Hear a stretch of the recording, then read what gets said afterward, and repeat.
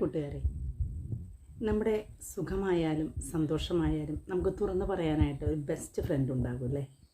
എനിക്കങ്ങനെ ഒരു best friend ഉണ്ട് കേട്ടോ. നിങ്ങൾക്കതുണ്ടോ എന്ന് എനിക്കറിയില്ല. നമ്മൾ വളരെ അധികം ദുഃഖിച്ചിരിക്കുമ്പോഴും എന്നാൽ അതിതീവ്രമായ സന്തോഷത്തിലും നമ്മളെന്ത് ചെയ്യും? ആ ഒരാളോട് മാത്രമാണ് നമ്മുടെ ജീവിതത്തിൽ ഏറ്റവും കൂടുതൽ നമ്മളത് തുറന്നു പറയുന്നത്.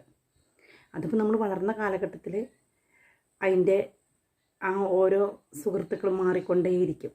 കൗമാരത്തിലൊരു കൂട്ടുകാരനോ കൂട്ടുകാരിയോ ഉണ്ടാകും, യുവത്വത്തിലുണ്ടാകും, അതുപോലെ തന്നെ വിവാഹത്തിന് ശേഷവും അങ്ങനെ ഉണ്ടാകും. അങ്ങനെ ഒരു ബെസ്റ്റ് ഫ്രണ്ട് നിങ്ങൾക്കുണ്ടോ? ഉണ്ടെങ്കിൽ നിങ്ങൾ ഭാഗ്യവാനാണെന്ന് ഞാൻ പറയും, അല്ലെങ്കിൽ ഭാഗ്യവതിയാണെന്ന് ഞാൻ പറയും. കാരണം നമ്മൾ ഒന്നുമല്ലാത്ത അവസ്ഥയിൽ അല്ലെങ്കിൽ തനിച്ചാക്കപ്പെടുമ്പോൾ നമുക്ക് ഈ ലോകത്ത് എല്ലാം തുറന്നു പറയാനായിട്ട് ഒരു ഫ്രണ്ടുണ്ട് എന്ന് പറയുമ്പോൾ അത് ഏറ്റവും വലിയൊരു ഭാഗ്യം തന്നെയാണ്. കണ്ടെത്തുന്ന ആ ഫ്രണ്ട് നമ്മളായിരിക്കില്ല. ആ വ്യക്തിക്കും ഉണ്ടാകും ഇതുപോലെ എല്ലാം തുറന്നു പറയാനായിട്ട് ഒരു ഫ്രണ്ട്.